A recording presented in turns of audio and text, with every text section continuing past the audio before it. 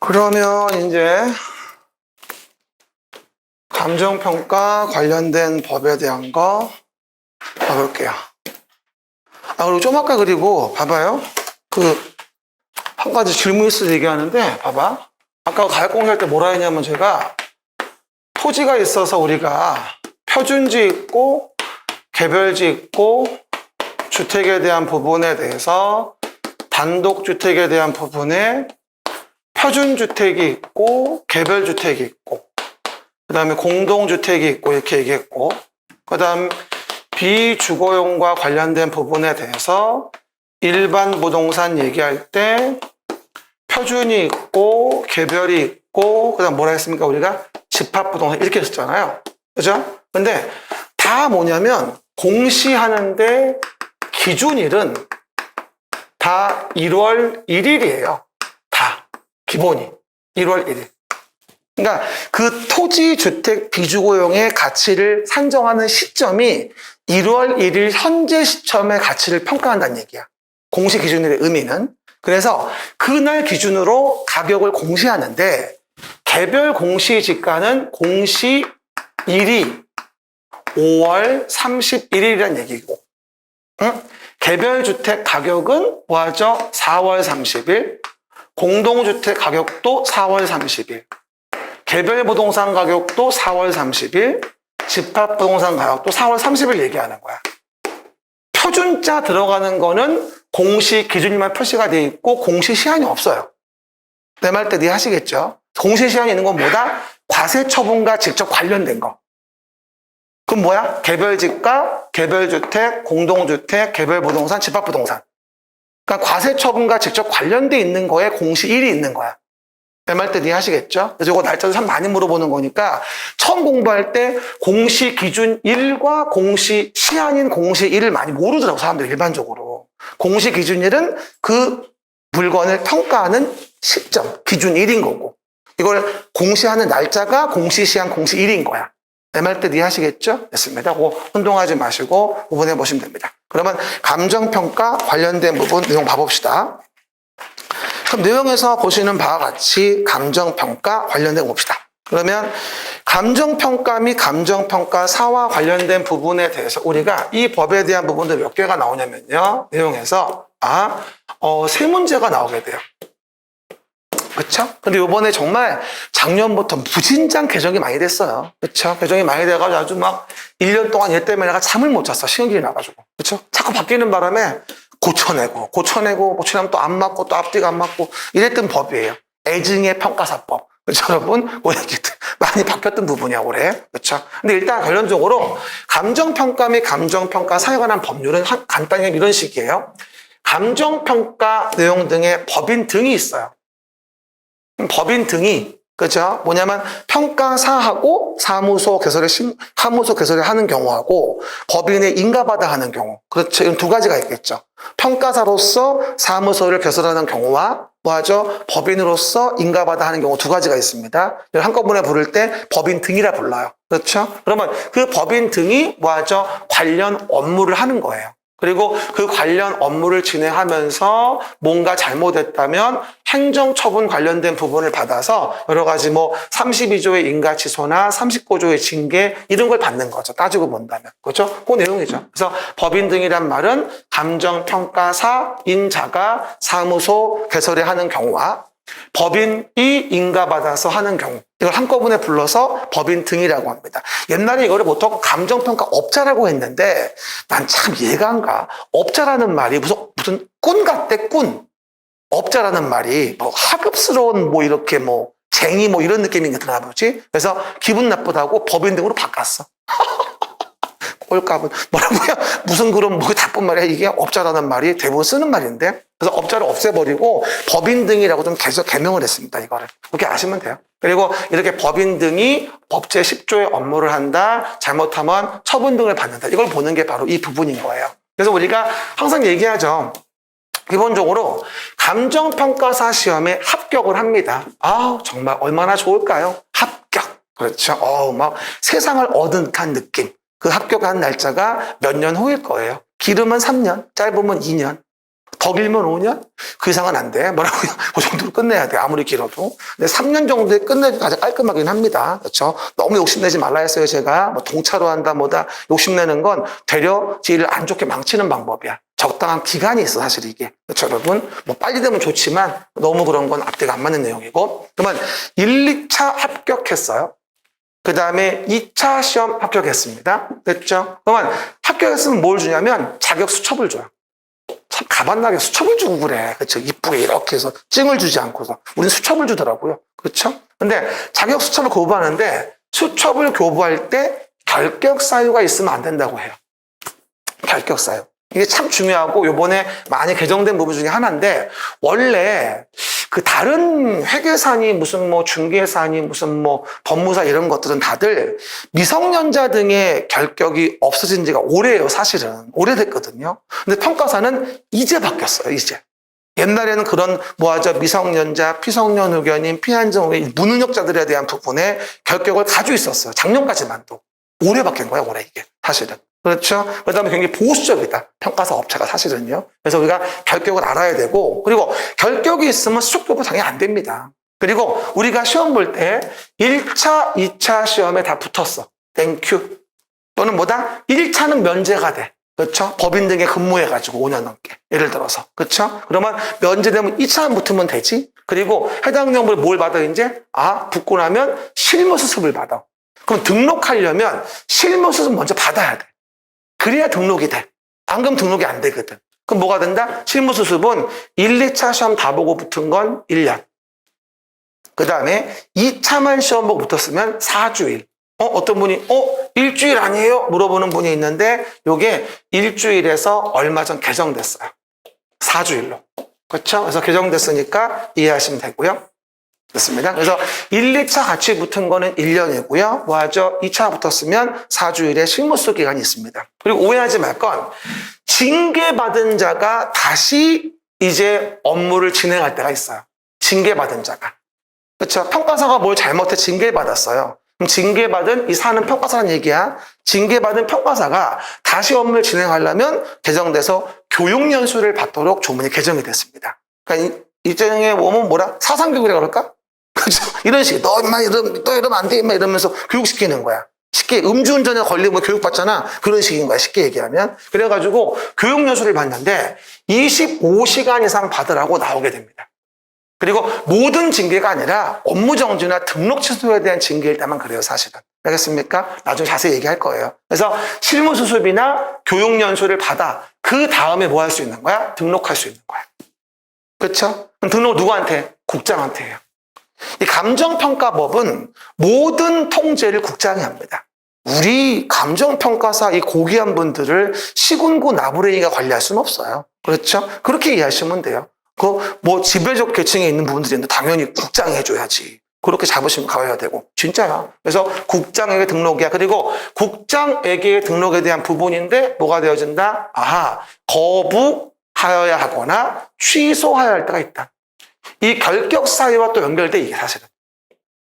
그렇죠? 나중에 결격이 생기면 당연히 거부해야 돼요.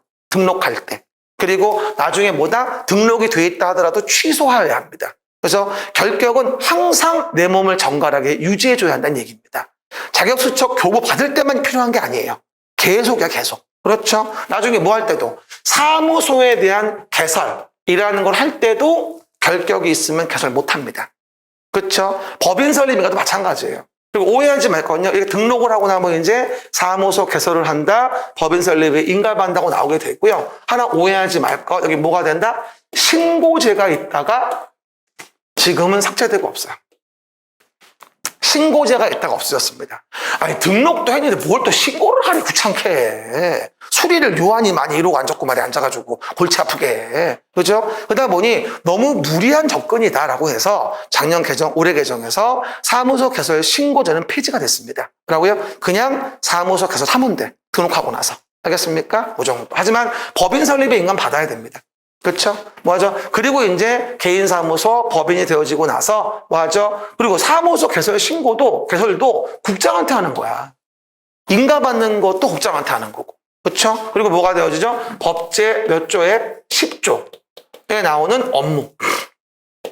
뭐라고요? 법제 10조에는 뭐다? 업무를 진행하게 돼. 공적 업무, 사적 업무에 대한 부분들을. 그렇죠, 여러분? 그러면서 그 업무하다가 뭔가 잘못했다면 행정처분을 받아.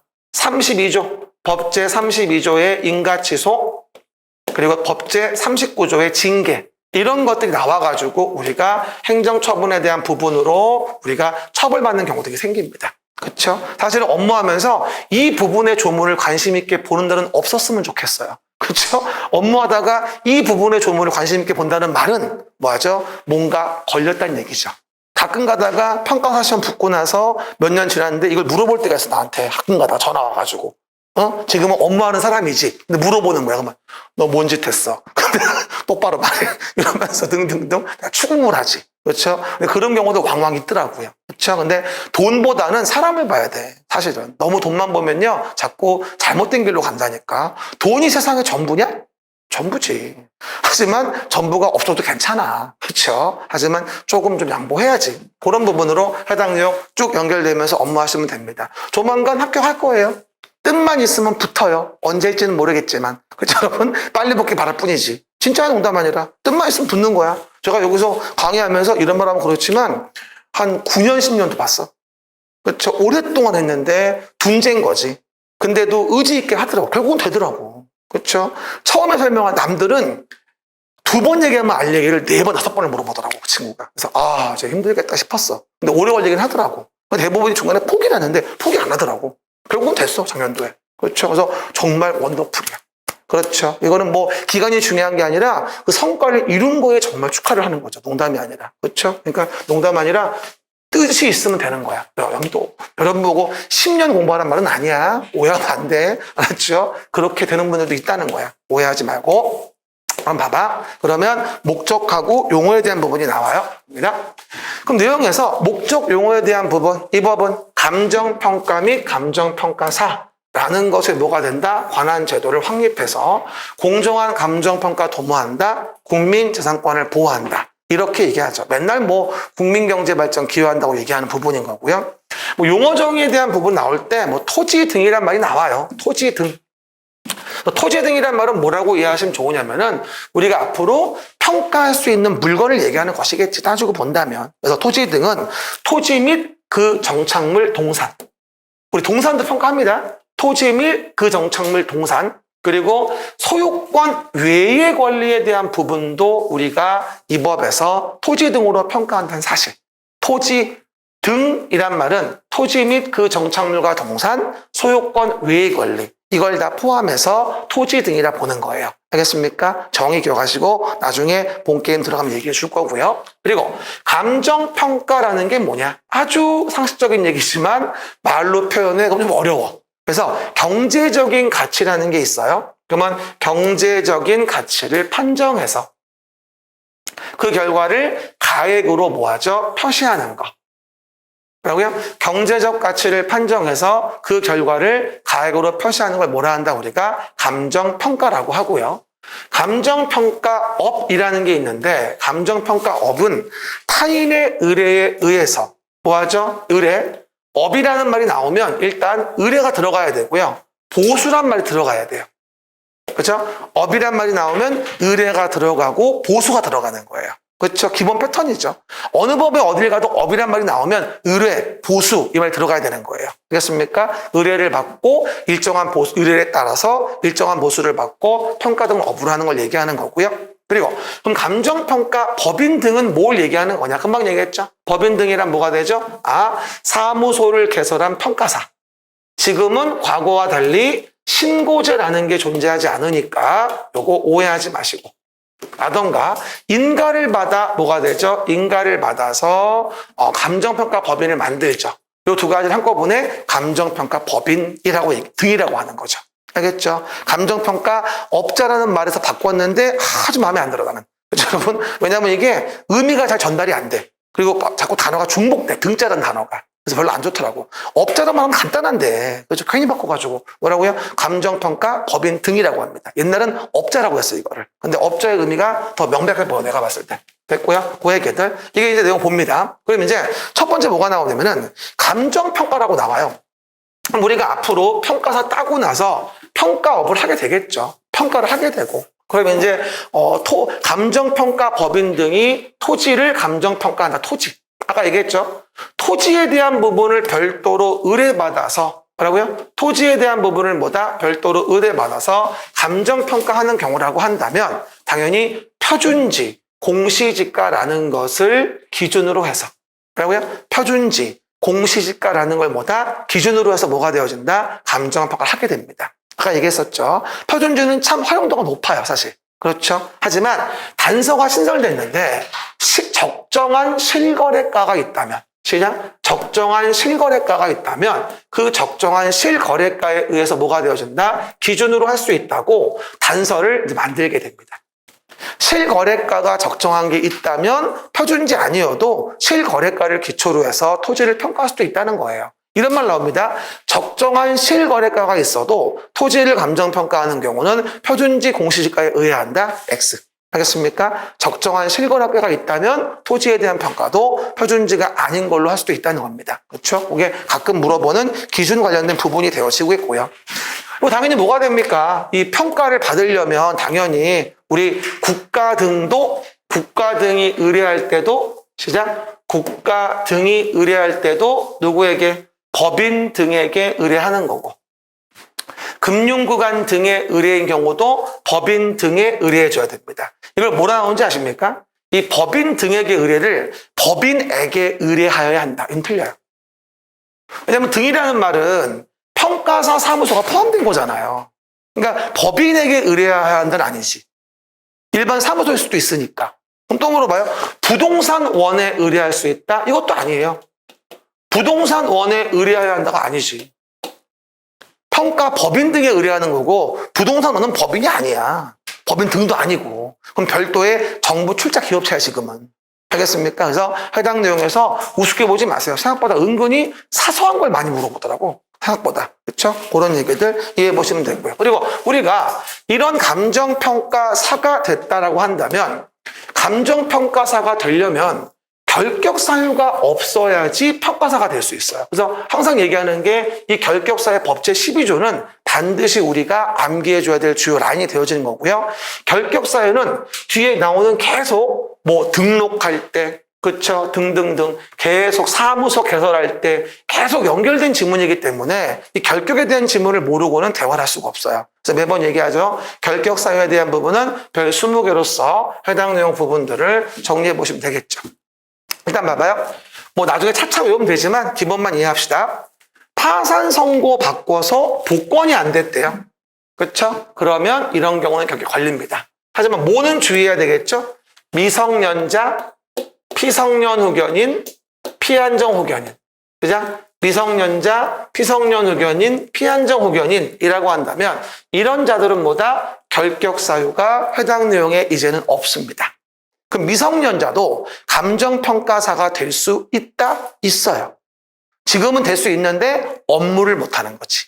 나중에 등록이 안 되는 거지. 뭐하죠? 평가사가 될 수는 있습니다. 그래서 과거에는 미피피에 대한 행위 무능력자에 대한 부분에 결격이 있었다가 이제지사 다른 자격증과 발맞추어서 풀린 겁니다. 그렇죠? 대부분 다 그래. 행위 무능력자들은, 미성년자들은 어딜 가나 그 자격증은 딸 수는 있어.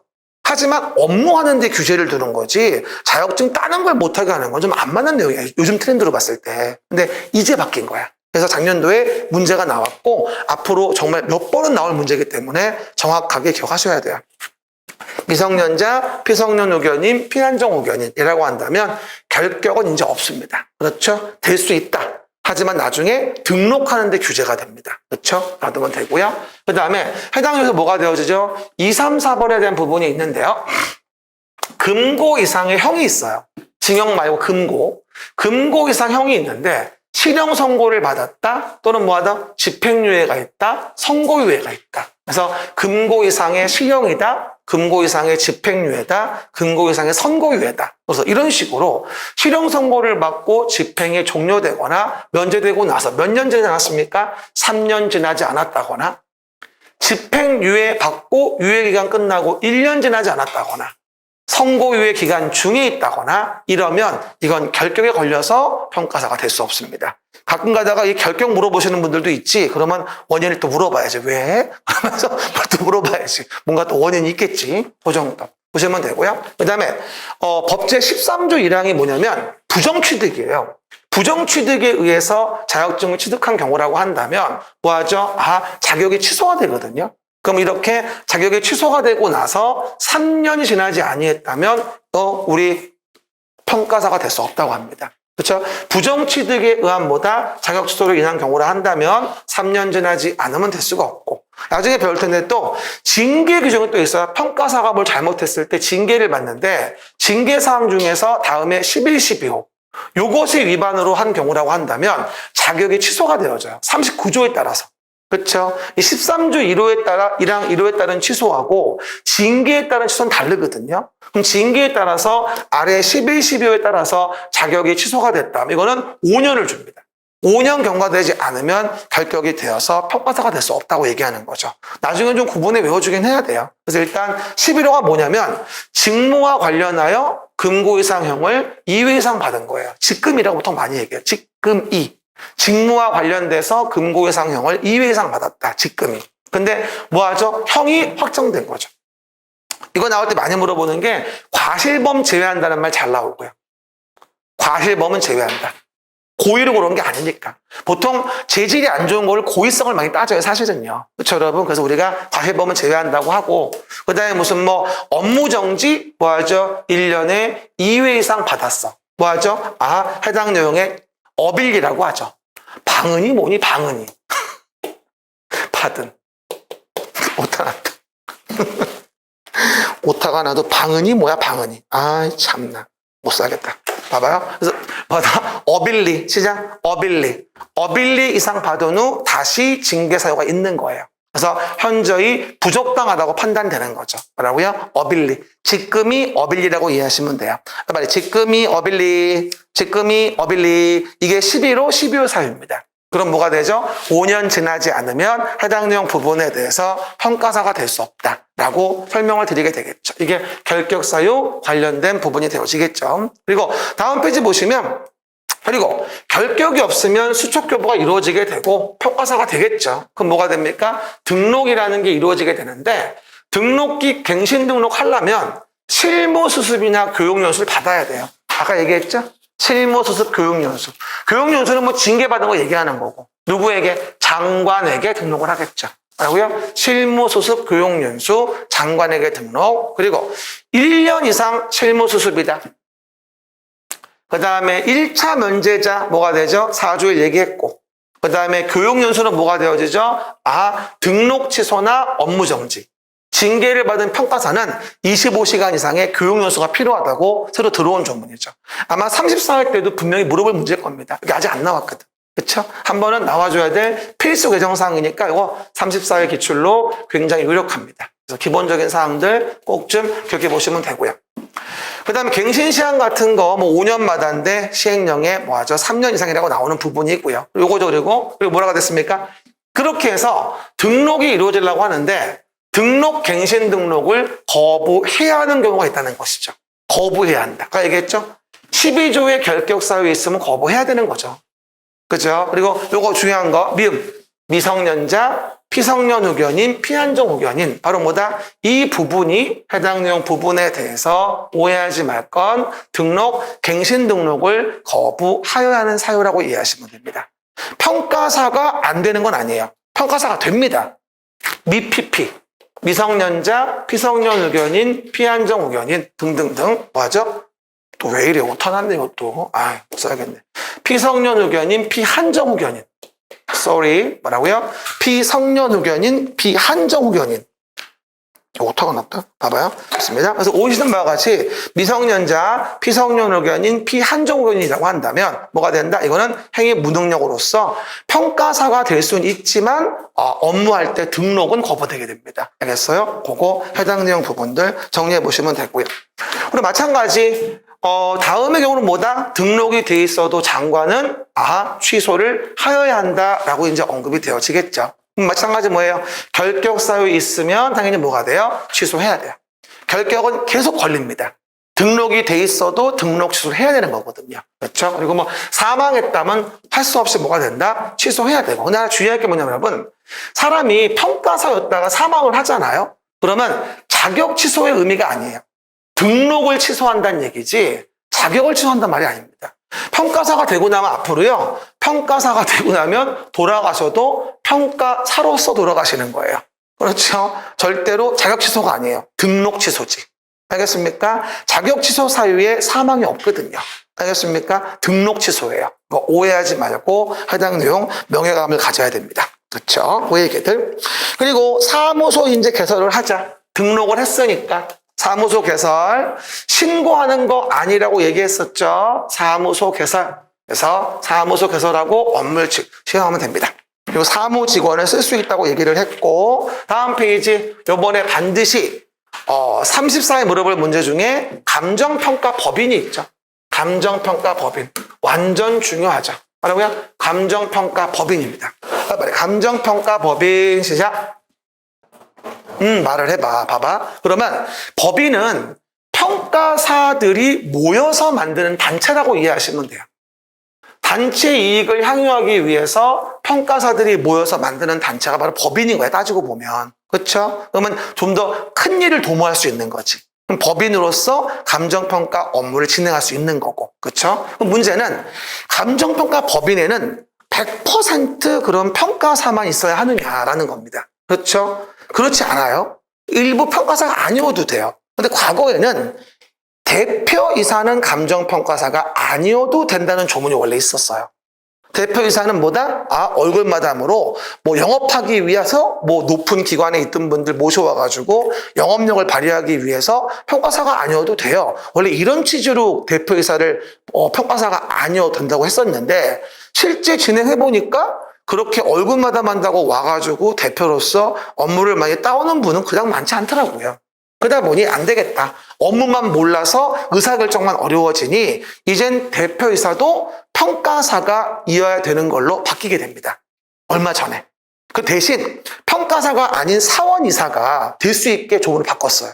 그렇죠? 그런 업무적인 부분은 대표이사가 아닌 이사 사원으로 보충할 수 있도록 좀 바뀌었어요, 태도를요. 우리 뭐라 하냐면 기본적으로 봐요. 감정평가에 대한 부분에 법인을 만든다고 한다면 기본적으로 평가사이어야 돼요. 이게 기본적으로 조문에 뭐라고 나오냐면 70%가 넘는 범위에서 대통령령으로 평가사의 수가 얼마나 필요한지를 정해요. 알겠죠? 이렇게. 그러면 그 대통령령에 뭐라고 돼 있냐? 90% 이상으로 올 연초에 확정이 됐어요. 그럼 결론적으로 평가사가 돼야 하는 건 시행령으로 봤을 때 뭐가 되죠? 90% 이상은 평가사가 돼야지만이 우리가 법인을 만들 수 있다. 이렇게 할 수 있는 거죠. 법률상으로는 70%가 넘는 범인의 령으로. 근데 그 령을 봤더니 90% 이상이야. 그럼 실제는 뭐야? 90% 이상은 평가사여야 한다는 얘기겠지. 알겠습니까? 그 얘기들. 그리고 대표이사에 대한 부분도 뭐가 된다? 대표이사, 이 사람도 뭐다? 평가사여야 합니다. 그럼 나머지 이사나 사원, 사원이나 이사, 여기 사원이나 이사에 대한 부분에 대해서는 평가사가 아니어도 가능하다고 합니다. 그렇죠? 여기 감정평가사가 아닌 사원이사가 될 수 있습니다. 그러면 감정평가사가 아닌 사원이사는 뭐가 아니어야 된다? 등록, 갱신거부 사유에 해당하는 자가 아니어야 됩니다. 그렇죠? 등록, 갱신거부의 사유에 해당하는 자, 그 중에 결격도 들어가 있겠지. 그래서 등록, 갱신거부 사유에 해당하는 자가 아니어야만 감정평가사가 아닌 자가 사원이사가 될 수 있다는 거예요. 기본적인 법인의 구성론을 보면은 평가사들이 모여서 만드는 거고 평가사가 얼마? 70% 넘는 대통령령으로 수가 보장되어야 되고 그 수는 90% 이상의 평가사여야 한다는 얘기면서 대표이사도 감정평가사여야 합니다. 하지만 사원이사는 감정평가사가 아닌 자로 할 수 있지만 등록, 갱신등록 거부사에 해당하는 자는 아니어야 합니다. 그렇죠? 요거 바뀐 지 얼마 안 돼가지고 하지 말까 하다가 어쨌든 새로 들어온 거니까 그 부분들 법인의 구성에 대한 부분 이해하시면 되고요. 5명 이상의 평가사가 있어야 됩니다.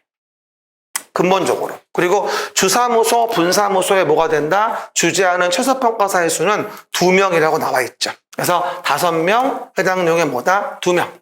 이게 기본적인 평가사에 대한 부분의 수라고 이해하시면 되고요. 참 잘 나오는 부분이에요. 아마 제가 봤을 때는 34회, 34회 안 나오면 35회 언젠가라도 항상 물어볼 수 있는 부분이라고 이해하시면 될 것 같아요. 그래서 이 부분들 내용 정리해 보시면 되고요.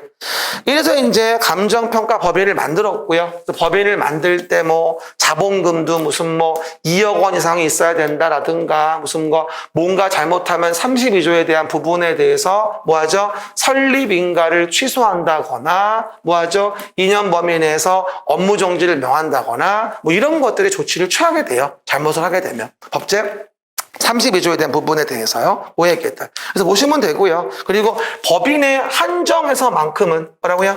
법인의 한정에서만큼은 뭐가 된다? 당연히 설립인가 취소도 연결되어지겠죠. 이 32조는 법인에 해당하는 것만은 아닌데 어쨌건 법인에 해당하는 것만은 인가취소겠지 당연히. 그렇죠 여러분 고해했겠죠. 그리고 다음에 2호 7호에 뭐하죠? 해당하는 부분에 대해서는 설립인가를 뭐 해야 된다? 취소하여야 한다라고 설명을 드리게 되고요. 그 다음에 2회 7호 업무정지 기간 중에 업무를 한 거, 그 다음에 평가사의 수가 미달됐지 5명 아까. 그렇죠? 2개월, 3개월 내에 보충하지 않는다고 한다면 이거는 해당 내용 부분의 설립인가를 취소해야 한다라고 얘기하는 부분이겠죠. 그렇죠? 나중에 보면 나오고 이게 32회 때가 한번 나왔던 것 같아요. 이 부분이. 설립인가를 취소해야 하는 사유 2가지. 그렇죠? 그 정도 보시면 되죠. 그래서 이제 감정평가 법인 등의 누군지를 봤다면 감정평가 법인 등이 이제 뭐 하죠? 업무를 하고 여러 가지 의무를 부과받는다라고 얘기합니다. 업무와 의무, 시작. 업무와 의무, 법제 10조가 평가 법인 등의 업무가 되어져요. 그래서 우리가 부동산 가격 공시 법률에 따라서 무슨 법률? 부동산 가격 공시 법률에 따라서 감정평가 법인 등이 수행하는 업무. 우리 토지에 대한 부분 기억나시죠? 평가하는 거. 그 다음에 개별 공시지가 검증에 대한 부분 하는 거. 이런 것들의 업무는 다 뭐가 된다? 공적 업무야 사실은. 그래서 우리가 공적 업무, 공적 평가라고 하는 거죠. 그래서 이 2가지를 뭐다? 업무 중에서 보통 우리가 공적 업무다 보통 이렇게 많이 말을 합니다. 공업무다. 그래서 이거에 대한 업무는 위반하면 형법 적용할 때 공무원으로 본다는 말을 많이 해요. 뭐라고요? 형법 적용할 때 뭐다? 공무원으로 본다. 이런 말 많이 하죠. 공적인 업무로 보는 거니까. 1번, 2번에 대한 부분에 대해서는요. 됐습니다. 그 다음에 부동산 가격 공시 8조 2에 따른 감정평가, 뭐하죠?에 대한 부분의 토지 등의 평가는 이것도 공적 업무로 봅니다. 나중에 나오는데 이 1, 2호, 법 10조의 1, 2호에 대한 부분은 공적 업무로 봐서 형법 적용할 때 나오네. 공무원으로 본다고. 그렇죠? 이렇게 보통 얘기를 하죠. 나머지는 됐고요. 그리고 감정평가서에 대한 부분. 이래서 업무에서 평가했죠. 그럼 어떻게 돼요? 감정평가서라는 것을 교부해 주겠죠. 감정평가서를 교부해 주겠다. 그래서 이제 우리가 서명날인하고 평가서 고부를 하는데 나중에 평가서 나올 때 가장 잘 나오는 건 보존기간이에요. 보존기간.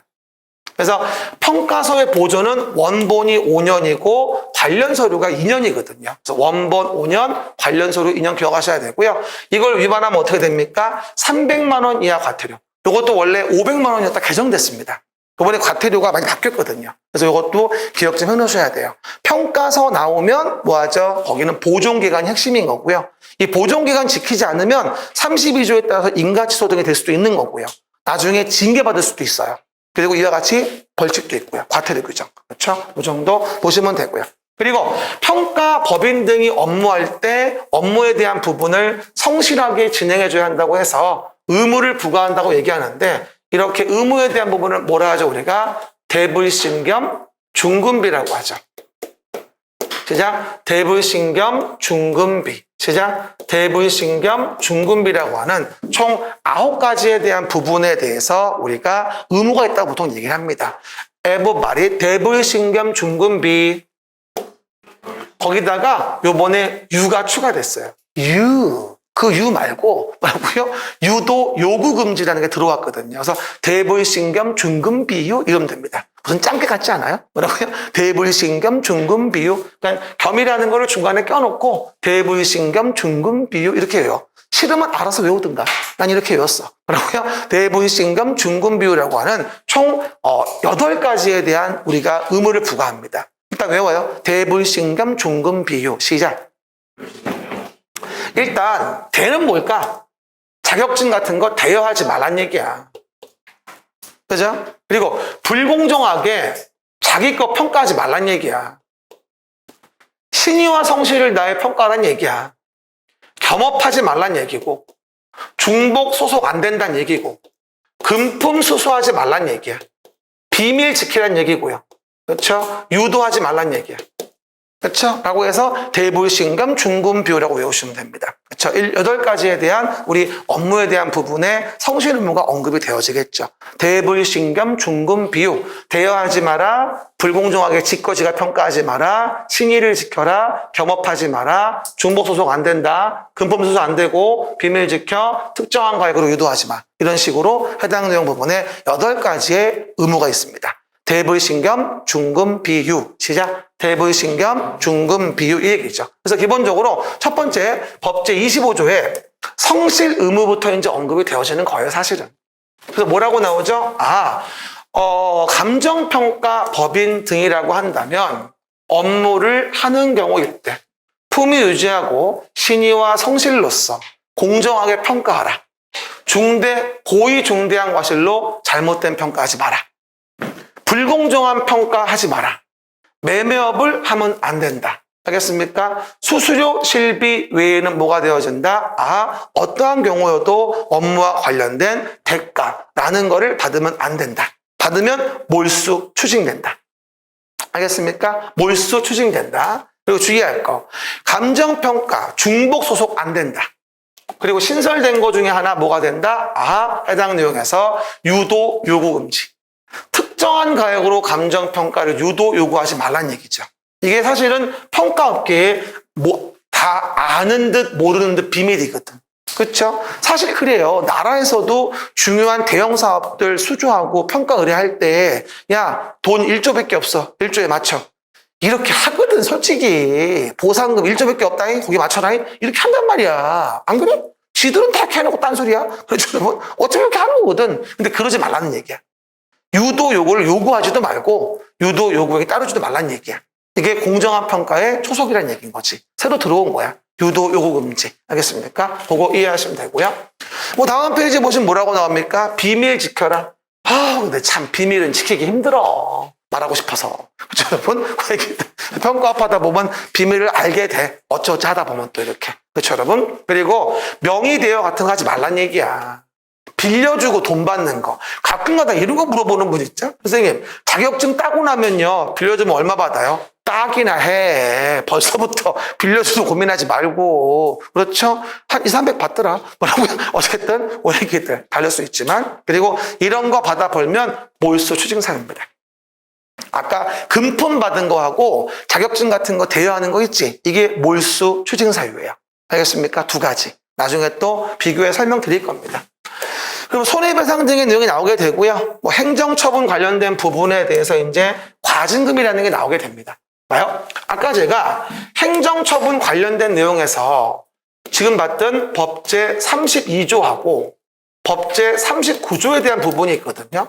여기서 이제 인가치소를 가한다거나 아니면 업무 정지를 한다거나 그리고 이 39조에 징계를 한다거나 이런 내용이 나오는데 이 32조의 업무 정지를 할 때 업무 정지를 하면 이 평가사나 법인들이 해당 내용 부분에 대해서 뭘 하냐? 표준지 공시지가의 업무를 하는 자였어.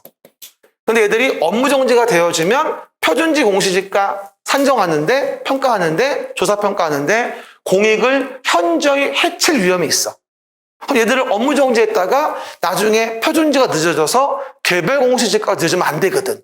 5월 31일 나와야 되는데. 그러다 보니 이럴 때에는 업무 정지에 가름해서 뭘로? 과징금. 이라는 걸로 가름하는 경우가 있다는 얘기야. 이게 법제 32조의 업무 정지에 가름하는 과징금 규정입니다.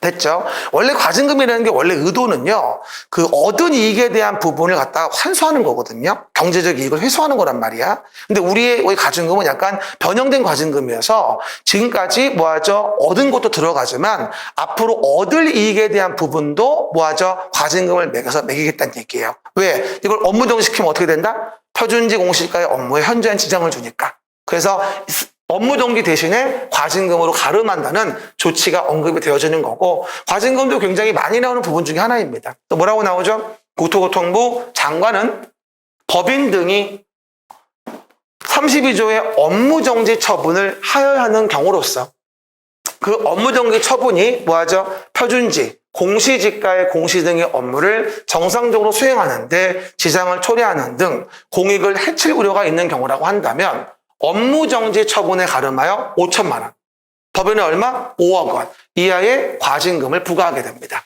그렇죠? 그래서 일반적인 사무소는 5천만 원, 법인이면 5억 원. 그렇죠? 그러니까 어쨌든 간에 어떻게 보면 이건 어떻게 본다면 업무정지를 회피하기 위한 핑계 아닌가 싶기도 한데, 옛날에 평가사가 많지 않았을 때는 이 말이 맞거든요. 근데 지금처럼 평가가 많을 때는 그닥 앞뒤가 안 맞는 것 같은 느낌이 들어요. 느낌은. 근데 내가 그런 걸 나서서 말할 필요는 없잖아요. 그렇죠? 그러니까 그런 느낌은 든다는 얘기죠. 어쨌든 과징금에 대한 부분이 되어 있습니다. 그 정도만 이해하시면 돼요. 됐고요. 그래서 마지막으로 오른쪽 위에 징계. 징계는 평가사에 대해서 징계를 합니다. 누구에 대해서? 평가사. 평가사가 뭔가 잘못을 했다면 징계를 하게 돼 있어요. 이건 39조는 뭐하죠? 평가사에 대한 징계입니다. 아까 왼쪽에 뭐예요? 과징금은 평가사 사무소일 수도 있고 법인일 수도 있거든. 근데 징계는 뭐다? 평가사가 뭐를 잘못하면 징계하게 되는 거예요. 알겠죠? 그거 오해하지 말고. 그러면 다음에 해당하는 경우라고 한다면 뭐가 되죠? 감정평가관리 징계위원회 의결에 따라서 다음 각호에 어느 하나에 해당하는 징계를 할 수 있다라고 설명을 드리면 되겠죠. 그렇죠? 그리고 오해 말 거, 징계 종류는, 봐봐, 징계 종류는 4가지가 있어요. 뭐냐면, 자격의 취소 징계가 있고, 등록 취소의 징계와 2년 이하의 업무 정지와 견책이라는 징계가 있거든요. 근데 하나 주의하실 건 과거에 나왔던 게, 경고라고 답변을 하면 있어요. 경고. 경고는 징계 종류가 아니에요. 자격 취소하고 등록 취소하고 업무 정지와 견책이거든요. 근데 우리가 관심 있게 볼 게 뭐냐면 자격 취소의 징계를 언제 할 수 있냐는 얘기예요. 자격 취소의 징계는 모든 사유에 대해 할 수 있는 것이 아니고요. 단서에 나와 있죠. 다만 자격 취소의 징계는 뭐 아래쪽에 11, 12호 이거. 아까 기억나요? 직금 2, 어빌리. 아까 앞에서 봤지? 결격 사유 나올 때. 그죠? 이렇게 해서 취소가 되고 나면 뭐다? 5년 지나지 않으면 평가가 될 수 없다. 앞에서 했잖아, 아까. 좀 아까. 불과 10분 전에. 기억력이 짧어. 뭐라고요? 됐죠? 그러다 보니까 여기 연결되는 거야, 이게. 그리고 모일 때, 요거. 자격증, 등록증을 뭐하죠? 양도 대여한 경우일 때예요. 그래서 자격 취소의 징계는 11, 12호 이 2가지하고 자격증 같은 거 양도했을 때 2가지가 39조에 의한 자격 취소 징계 사유가 되어집니다. 그럼 문제에서 다음 중 39조 자격 취소의 징계를 할 수 있는 거를 모두 고르시오라고 나온다면 11, 12호하고 이거 자격증, 등록증 대여 같은 거 있죠? 이거에 대한 부분에 대한 거에 대한 그 경우만 자격 취소의 징계가 가능하다고 이해하시면 됩니다. 알겠습니까? 그 정도. 그래서 앞으로 또 본게임 들어가면 우리 징계에 대한 부분도 잘 정리해 볼 거예요. 그래서 제가 앞에서 본 바와 같이 시험에 합격하고 나면 뭐하죠? 결격 사유 없어야지 합격사가 될 수 있는 거고요. 그렇죠? 그리고 해당 내용 부분에 절차 밟으면서 등록이나 하기 전에 교육연수나 해당 내용의 실무 수습 받고 그 다음에 등록을 하게 되고 그리고 등록할 때 거부한다거나 취소하는 경우가 있고 그렇죠? 그리고 등록이 되고 나면 이제 뭐하죠? 사무소 개설하고 법인이면 인가받고 그렇죠? 그런 다음에 업무 진행하고 잘못하면 처분받고 이런 식으로 제가 앞쪽에 서술 부분을 이해하시면 될 것 같아요. 이게 감정평가법에 대한 기본 스토리입니다. 사실 이게 부동산 가격공시법과 감정평가법은 한 법이야 사실은. 아까 초반에 얘기했다시피 분리돼서 그런 거지. 그렇죠? 그러면 이제 다음 거 7편으로 갑니다. 그러면 국유재산법 보겠습니다. 이 법은 우리가 앞으로 뭐가 될 때 평가가 이루어지는 경우일 때 국가가 소유한 재산이라는 거에 대한 부분을 우리가 평가하는 경우 등이 있는데 이 국유에 대한 부분이 어떻게 관리, 처분이 되어지는지를 모르면 뭐하죠? 우리가 이거에 대한 평가를 제대로 할 수가 없거든요. 그러다 보니 평가 업무를 할 때 국가가 소유한 재산이 어떻게 관리 처분되어지는가 이에 대한 처분에 대한 항목은 다른가 모두 같지 않은가 이런 것들을 알아야 돼요, 사실은요. 이건 모르면 평가할 수가 없어요. 우리 2차 가서도 법규 문제 풀 때도 국유재산 관련해서 물어본다면 이게 행정재산인지, 이게 일반재산인지, 그거에 대한 관리인지, 처분인지 이걸 알고 표현을 해야 되거든. 이걸 모르면 이해가 안 가는 거야, 일단. 그러면 이 법은 네 문제가 나오는 법이다라고 이해하시면 되고요. 그래서 기본 논리 정도만 일단은 이해하시면 돼요. 이게 단어를 모르는 게 문제야, 일단은 이게. 첫 번째 봐봐요. 네 문제가 나오는데 가장 대표적으로 이 법에 대해서 우리가 내용 등을 정리해보면 이렇게 이해할 수 있어요. 이 법의 주요 포인트는 이거예요. 행정재산하고 일반재산. 요 두 가지의 가치를 비교하는 게 가장 중요한 포인트예요. 행정재산이냐, 일반재산이냐. 그럼 그거 아셔야 돼요. 국가가 소유한 건 국유, 지자체 등이 소유한 건 공유, 개인이 소유한 건 사유.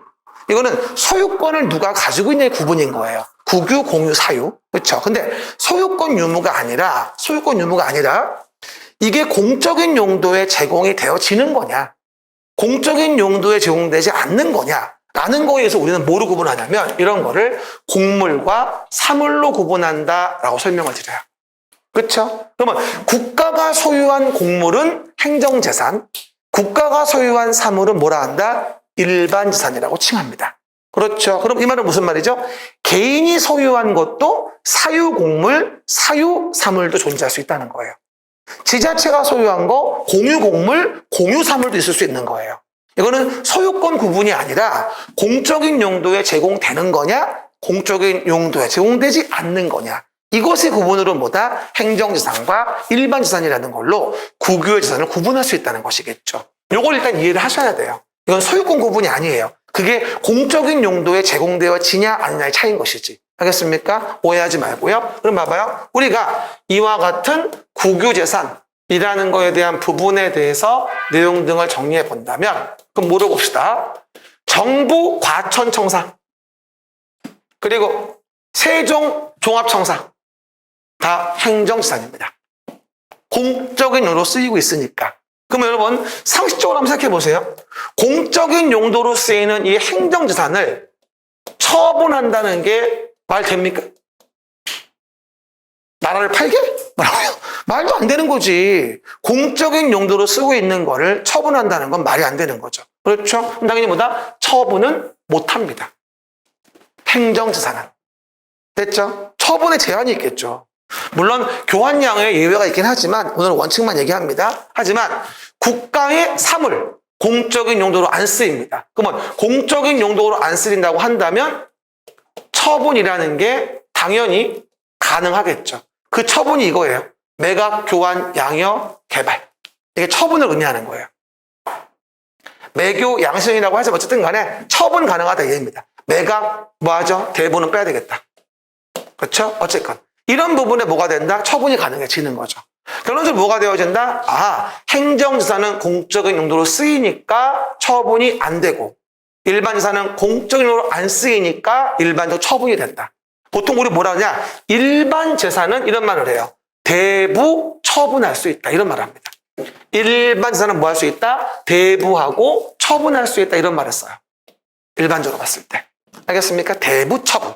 알겠습니까? 그런 식으로. 그럼 봐요. 그러면 행정재산이다라고 한다면 공적인 용도로 쓰이는 거죠. 그럼 공적인 용도로 쓰이는데 이거에 대한 부분을 일반 국민이 그냥 점용했다 그래서 행정재산을 시효취득이 되자고 볼 수가 있을까요? 말도 안 되죠. 그렇죠? 만약 공적인 용도로 안 쓰고 있다고 하더라도 일반 상인이 국가외의자가 무단 점용해가지고 오랫동안 가지고 있다고 해서 행정에 대한 부분은 시효취득이 불가능합니다. 그렇죠? 하지만 일반은 뭐가 되죠?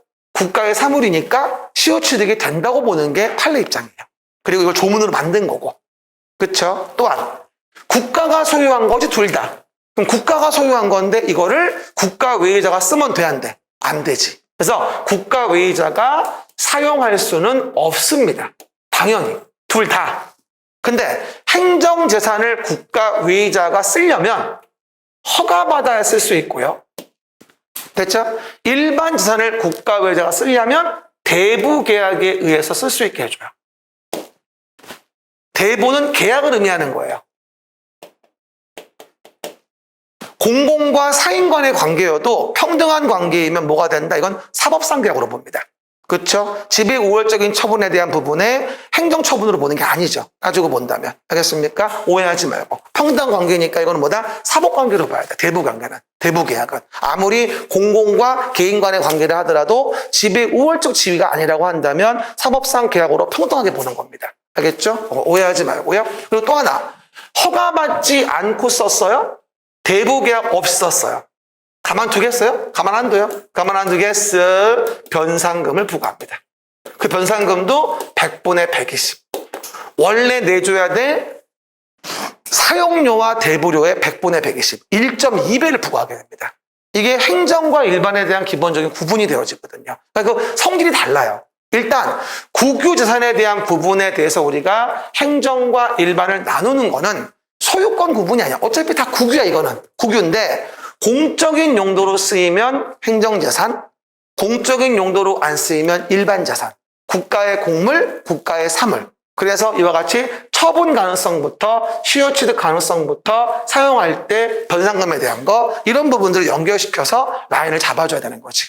알겠죠? 이게 이 법에 대한 기본 축입니다. 이걸 아시면 우리가 하던 내용 사례 문제 풀 때도 행정인지 일반인지 보고 이거에 대한 가치를 어떻게 할지를 판단할 수 있는 거예요. 알겠습니까? 일단 단어를 좀 기억하셔야 돼. 단어를 모르면 어려워지는 거니까. 그러면 오른쪽에 목적과 용어 정의에 대한 부분이 이제 언급이 되어지겠죠. 목적, 용어 정의 부분. 몇 가지 한번 볼게요.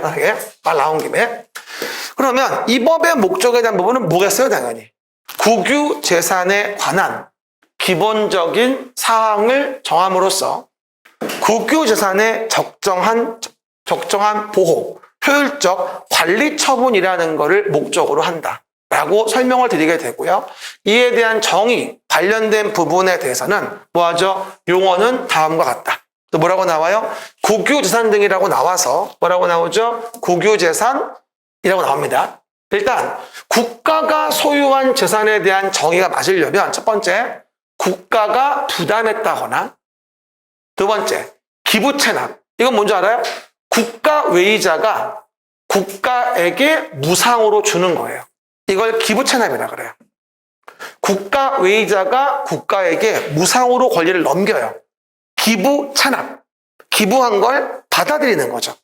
그럼 공짜로 얻는 것도 국가 소유가 되고요. 세 번째, 법령이나 조약에 따라서 국가 소유로 된 것도 우리가 국유, 재산이라고 합니다.